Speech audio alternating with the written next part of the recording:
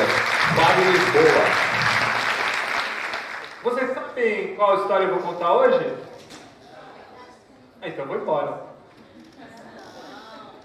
Foi exatamente isso que o mestre Nasruddin foi. O mestre Nasruddin, para quem não sabe, o Sufi, que viveu anos atrás.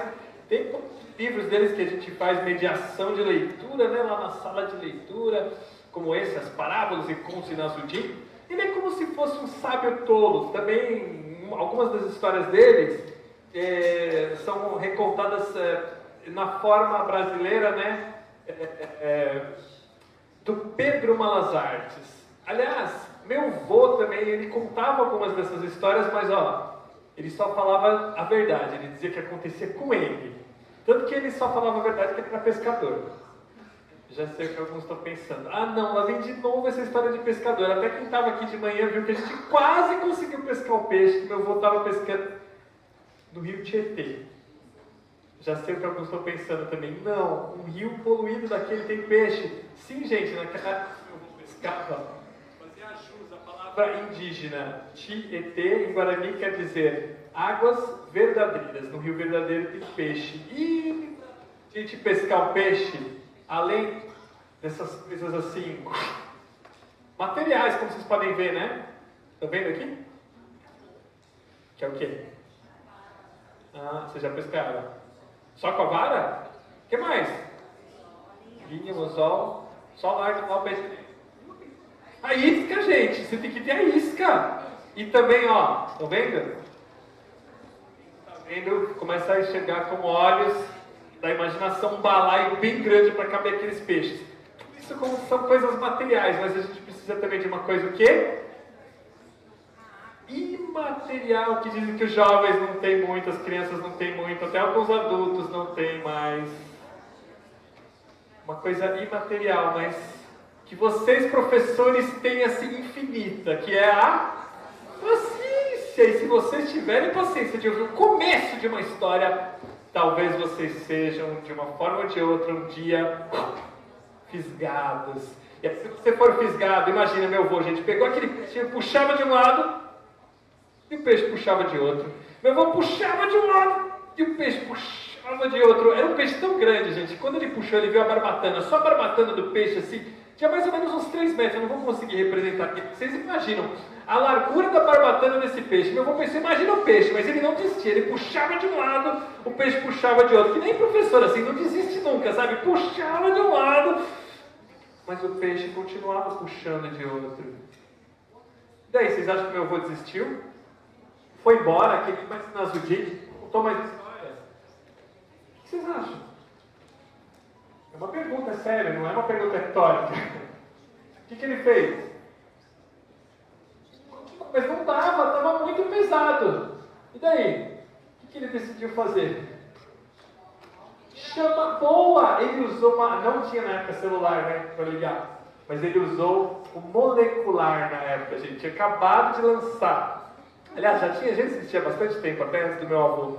O molecular é assim, se chama moleque lá, chamar, né? Que é uma palavra que vem africana, né? O moleque lá vai chamar, foi chamando, o pessoal foi chegando. Daí a pouco tava gente que meu avô nem conhecia, sabe? Gente nova chegando.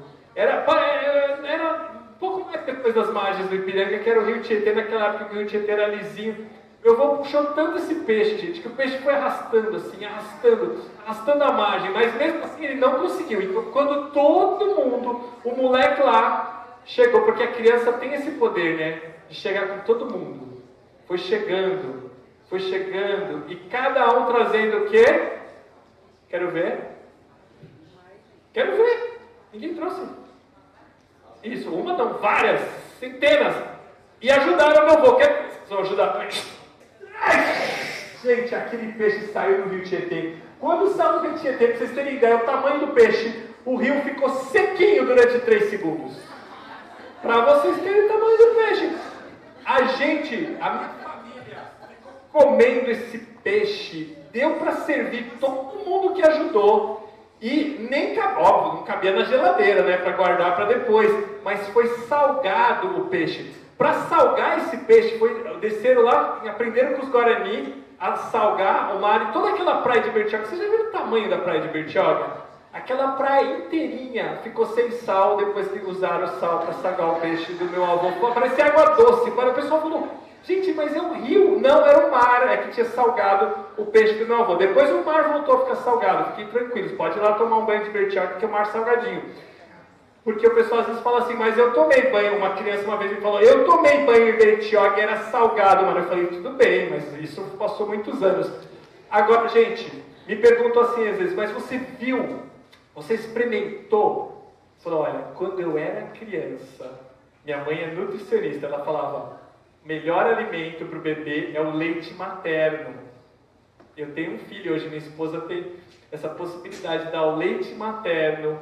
O peixe já estava acabando, foi acabando. Antes de completar 6 meses, que eu ainda não tinha introdução alimentar, era só o leite materno mesmo, o peixe acabou. Graças a minha mãe ser nutricionista e me alimentar com leite materno, eu não pude experimentar o peixe, mas eu experimentei a história. E mais, eu vi a foto. Aí as crianças falam, nossa, mas cadê? Eu falo, a foto... Gente, só para vocês terem ideia, a foto era tão pesada, 5 quilos, só a foto. Caiu assim uma vez a foto, fez um buraco no chão, nunca mais achei. Até hoje tem aquele buraco lá no quintal da minha avó. Você fala assim, ó, aí você espera o eco, não volta, fica lá, entendeu? Você joga uma moeda, já é. Mas isso não é mais incrível.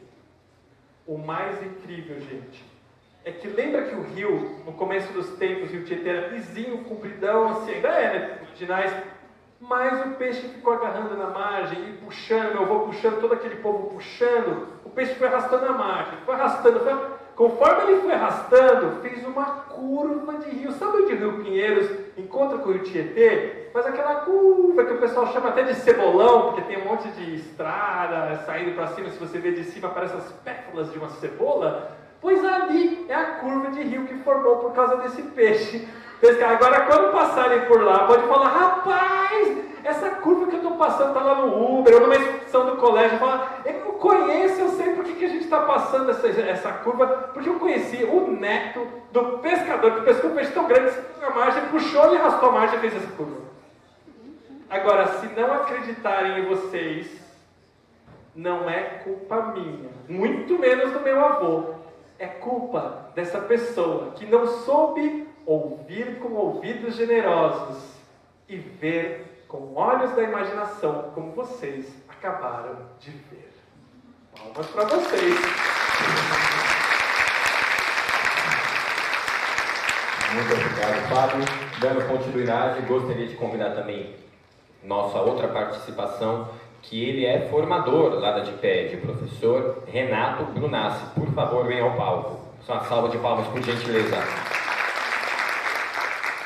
Obrigado a todas e todos pela presença aqui hoje para a nossa reunião de organização. Eu estou muito feliz, vocês podem imaginar, porque este ano a Secretaria Municipal de Educação decidiu dar destaque a uma frente que é uma frente que eu sou não só formador, como apaixonado por ela, que é a frente de literatura, que foi onde eu me formei educador.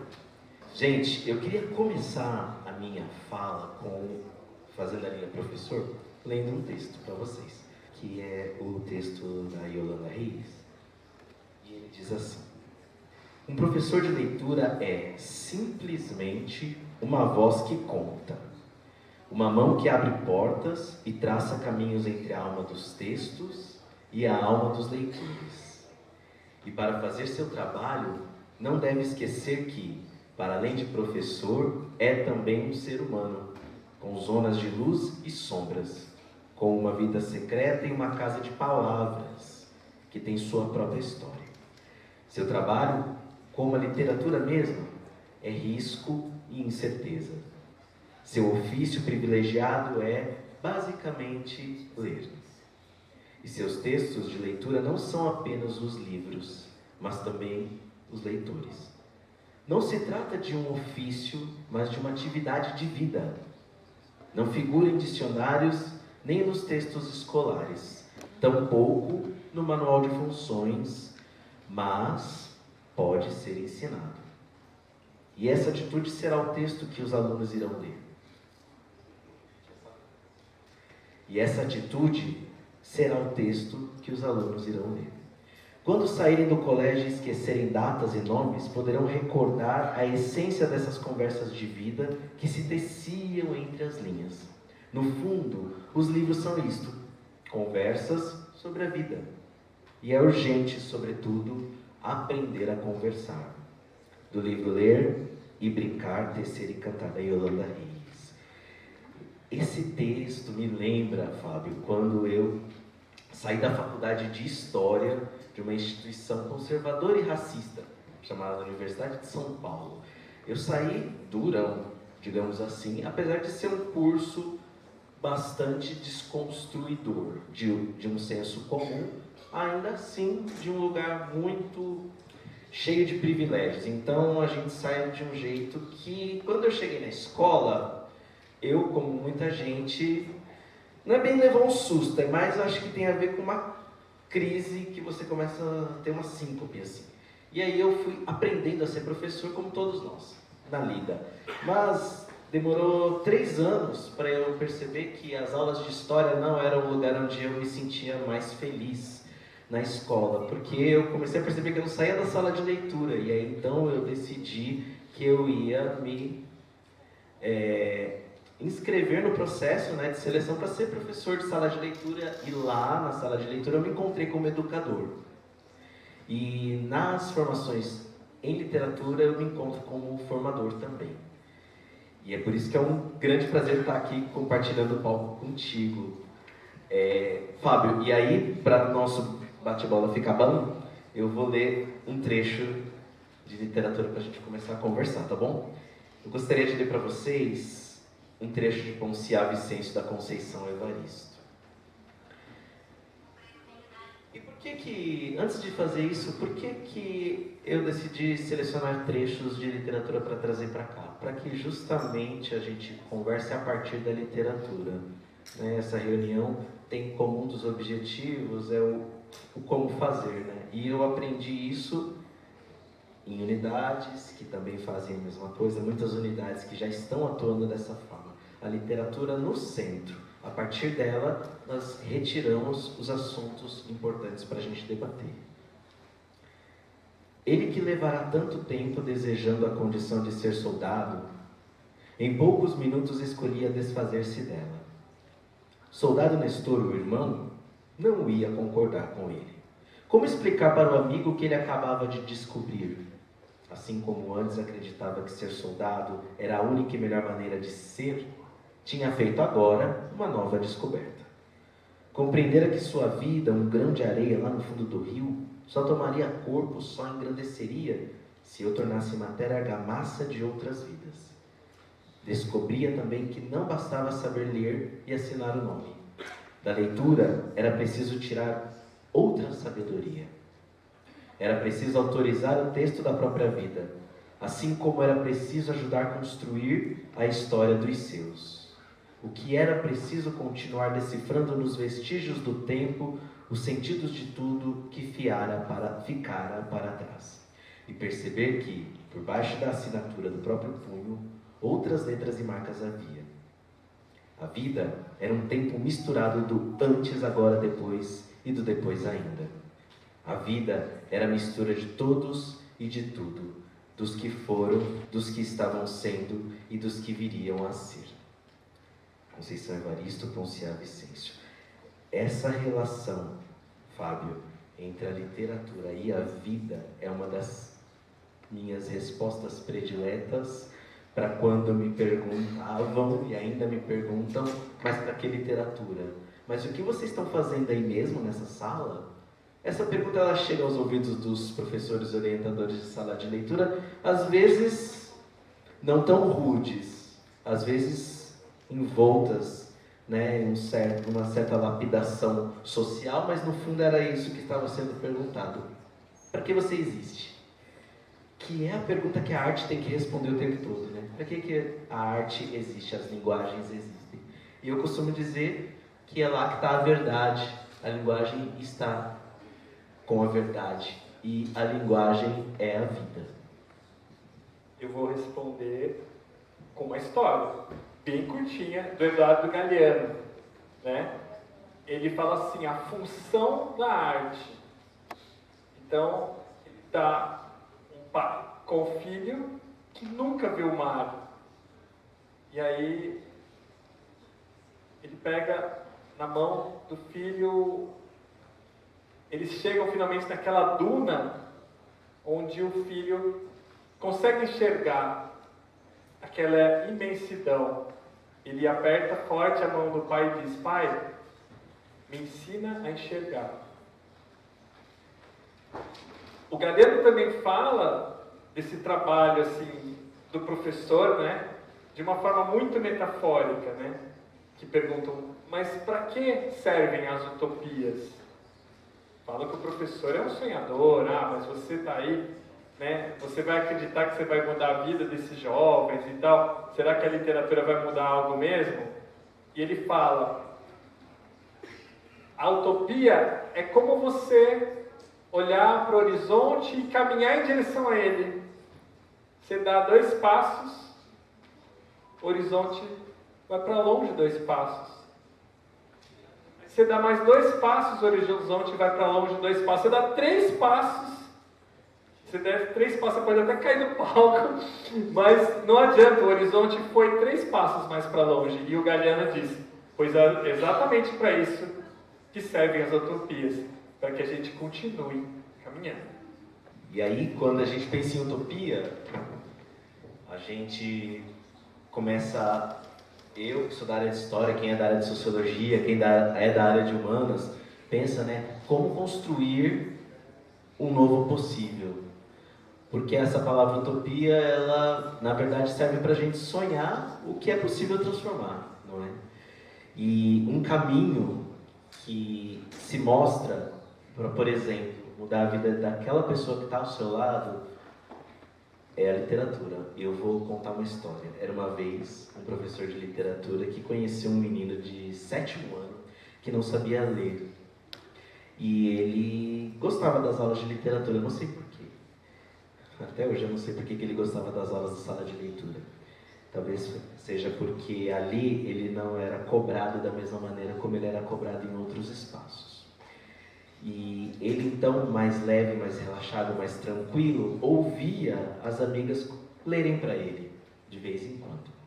E uma vez, uma amiga dele, leu para ele Literatura Marginal, um poeta de literatura marginal, que dizia nesse poema algo sobre violência doméstica, relacionadas a quem vive na quebrada, e sendo uma pessoa negra.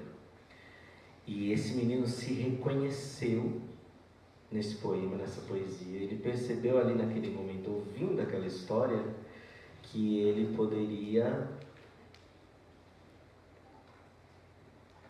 repensar os traumas que ele vivia a partir de uma experiência dentro da escola. Aquilo o surpreendeu. E então ele começou a nos procurar com aquele livro na mão, pedindo para aprender a ler. E isso foi muito incrível, porque a gente, então, entrando em contato com os professores, que são professores alfabetizadores, ensinamos aquela criança a ler, e aquele jovem começou a ler pelo seu interesse pela poesia.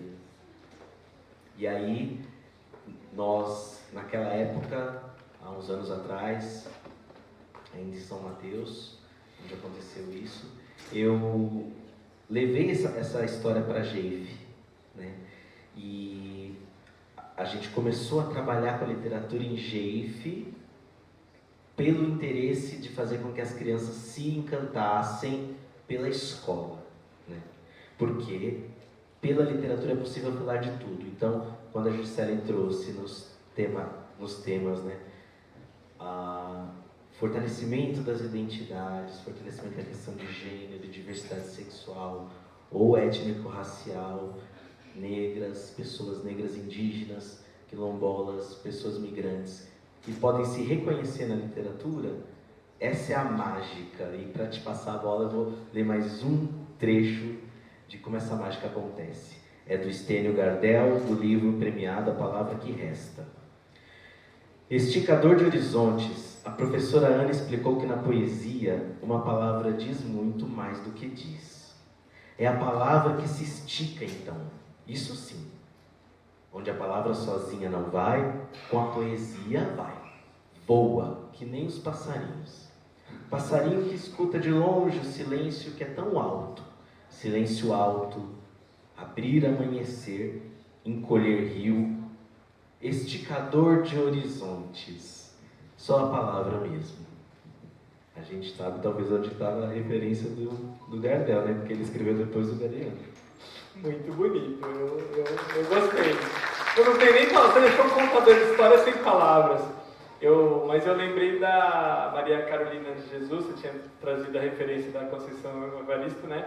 Que ela fala que ela se imaginava, mesmo colhendo, né, os escritos dela, o papel que ela ia escrever, ela pegava no lixo, né? E ela usava aqueles papéis que ela achava, ela relia livros que ela achava também no lixo e tudo mais. E ela falava, eu me imagino num castelo dourado, a luz do sol é como se fosse dourado. E é preciso se imaginar assim quando a gente está na favela. Quer dizer, o imaginário dela já tirava ela daquele lugar. A Michelle Petit, que pesquisou muitos clubes de leitura, ações favoráveis à leitura na América Latina, ela é francesa, mas ela pesquisou aqui no Brasil, em outros lugares, na Colômbia. Naquele livro A Arte de Ler ou Como Resistir à Adversidade, ela fala que os jovens falam que mesmo diante do cartel de Medellín, quando tinha o Asfarc, toda aquela guerra civil acontecendo na Colômbia, os tiros lá fora, no momento da leitura, parece que as palavras falavam mais alto que os tiros. Então isso eu acho assim muito forte, muito bonito e muito poderoso, né? As histórias realmente como um escudo, esse lugar de escuta que o Clube da Leitura, que a Sala de Leitura, né, um programa que tem 50 anos aqui em São Paulo, permite. E por que não extrapolar esse espaço tão seguro de uma história bem contada, para outras disciplinas, né, para outras matérias. O próprio Malba Tahan, um grande contador de histórias brasileiro, grande escritor, difusor da cultura árabe, ele era um professor de matemática, Júlio César, era o professor Júlio César, mas que ele tinha esse personagem quando escrevia. Então ele ensinava muitos problemas matemáticos através de histórias, tanto que um dos livros mais famosos dele é O Homem que Calculava. Então fica a dica para os professores de matemática, e se ele conseguir ensinar até matemática, que a pessoa fala, é só número, né? Não é só número. Muitos professores de matemática falam, se a criança, o jovem, não entende o enunciado do problema, esquece, não vai conseguir equacionar, né? Então, o meu professor também de exatas, ele falava, resolver o enunciado é metade do problema. Você entendeu o enunciado, metade do problema é resolvido. Essa mágica não tem substituto, pelo menos hoje, nas nossas escolas, porque a sala de leitura está muito estabelecida. Eu espero que se amplie para outras linguagens artísticas, para música, teatro, como a El faz, né? A relação entre literatura e teatro, e para todas as outras linguagens artísticas. Mas hoje o que temos e está dado são livros que muitas vezes estão em caixas. Então a gente precisa que eles estejam em vidas. Lerei um trecho do Michael Ende, A História Sem Fim. A paixão de Bastian. As paixões humanas são um mistério, e com as crianças acontece a mesma coisa que com os adultos. Aqueles que se deixam levar por elas não podem explicá-las, e os que não as viveram não podem compreendê-las. Alguns homens arriscam a vida para escalar uma montanha. Ninguém, nem mesmo eles, pode explicar por que o fazem. Outros se desgraçam para conquistar o coração de uma pessoa que não quer nada com eles. Outros se destroem por não saber resistir aos prazeres da mesa ou da bebida. Alguns perdem tudo o que têm em um jogo de azar, ou sacrificam tudo a uma ideia fixa que jamais poderá se realizar. Alguns acreditam que só poderão ser felizes em um lugar diferente e percorrem o mundo inteiro. E ainda outros não descansam até se tornarem poderosos. Em resumo, existem tantas paixões quanto seres humanos. E qual será que era a paixão do Bastian, né? O livro aqui responde, vocês já sabem, quem leu sabe, quem não leu está fruindo, está imaginando. A paixão de Bastian Bax eram os livros. Quem nunca passou tardes inteiras diante de um livro, com as orelhas ardendo, o cabelo caído sobre o rosto, esquecido de tudo que rodeia, sem se dar conta de que está com fome ou com frio? Quem nunca se escondeu embaixo dos cobertores, lendo um livro à luz de uma lanterna, depois de o pai ou a mãe ou qualquer outro adulto lhe ter apagado a luz, com o argumento bem intencionado de que já era hora de ir para a cama, pois no dia seguinte é preciso levantar cedo? Quem nunca chorou às escondidas, ou na frente de todo mundo, lágrimas amargas, porque uma história maravilhosa chegou ao fim, e é preciso dizer adeus aos personagens e companhias das quais se viveram tantas aventuras, que foram amadas e admiradas, pelas quais se temeu ou ansiou, e sem cuja companhia a vida parece vazia e sem sentido. Quem não conhece tudo isso por experiência própria, provavelmente não vai compreender o que Bastian fez em seguida. Só para vocês terem uma ideia desse trechinho que o Renato selecionou. O Bastian, ele é um menino gordinho assim, que entrou todo molhado num lugar com os nomes estranhos, tudo escrito de um jeito estranho. Ele começa o livro com esse nome todo estranho. Por quê? Porque o Bastian já está dentro desse sebo, de livraria, sebo, de um senhor muito ranzinza, o senhor Coriander, que falou: vai embora daqui, eu não vendo livro para as crianças, eu não trabalho com livro para crianças. Mas ele gosta muito de livros, ele está encantado com aquele lugar. E aquele homem que fica perguntando para ele um monte de perguntas, ele conta a vida dele, que ele sofre bullying, um monte de coisa. E o senhor Coriander: você é um medroso, então você não tem falta de coragem, você não presta para nada. Mas ele fica mais interessado enquanto o Sr. Coriander está falando, ele percebe que na mesa do Sr. Coriander tem uma preciosidade. E ele pensa assim, folheando rapidamente o volume, observou que estava impresso em 2 cores diferentes. Bastian deu-se conta de que durante todo o tempo que estiveram olhando para o Sr. Coriander, estiveram também olhando fixamente para o livro que tinha nas mãos e que se encontrava agora na poltrona. Era como se o livro tivesse uma espécie de magnetismo que o atraía irresistivelmente. O Sr. Coriander saiu para atender um telefonema. E o Bastian ficou ali com aquele livro na mão e o título era A História Sem Fim.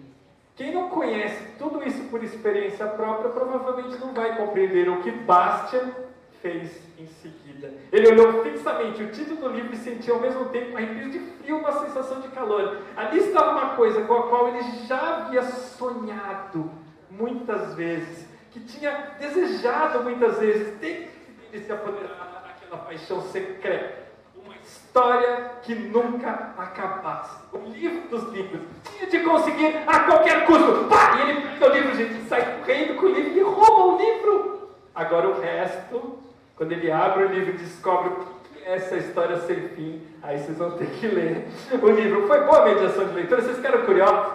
Então palmas para o Renato e para o Michael Ende, que fez essa história. Para encerrar, o pessoal quer saber, né, se o nosso dia terminou de contar. Verdade, eu fiquei na dúvida A história, sobre a história do sábio bobo. Lembra? Ele perguntou, vocês sabem o que eu vou contar? O pessoal falou não. Ele foi embora. O que ele fez então? Falaram para ele, Nasruddin, não volta, a gente quer saber, O pessoal combinou o quê? Quando ele voltar e perguntar se a gente sabe qual a história, o que o pessoal ia dizer? Sim, sabe como é que é? Sim. Beleza. Então, todo mundo combinadinho. Quando o Nasruddin chegou no púlpito ali, estava que nem o Marcelo ali, atrás do púlpito, e perguntou, e hoje, vocês sabem sobre o que eu vou contar a história? Sim. Ué, se vocês já sabem, então vou embora. Fui embora de novo, gente, mas eles iam ter uma terceira e última chance, que o Nasruddin ia estar lá na cidade. O tempo estava acabando. Então, o que vocês acham que eles combinaram? Talvez, boa ideia, né? Mas para dizer isso de uma outra forma, eles decidiram falar assim, que tal se talvez a gente dissesse assim, por exemplo, de cá, da esquerda, vai dizer o quê? Sim. E o lado de cá vai dizer o quê? Combinadinhos? Como é que é? Como é que é? Sim. Então, quando o Nasruddin chegou lá, já estava todo mundo combinado, esperando. O Nasruddin perguntou, muito bem, e hoje? Vocês sabem qual história eu vou contar? Sim. Peraí. Se eu ouvi bem, então, aqueles que sabem o que eu vou contar, contam para os que não sabem. Que foi embora. Então, essa história, gente. A história é conversa, a história é magia, a história é imaginação. Obrigado pela presença. Obrigado, Renato. Obrigado, Gi, pelo convite. Obrigado, Marta. Obrigado, principalmente, professores. Eu fico aberta lá nas escolas. Então, uma salva de palmas para os dois, por favor.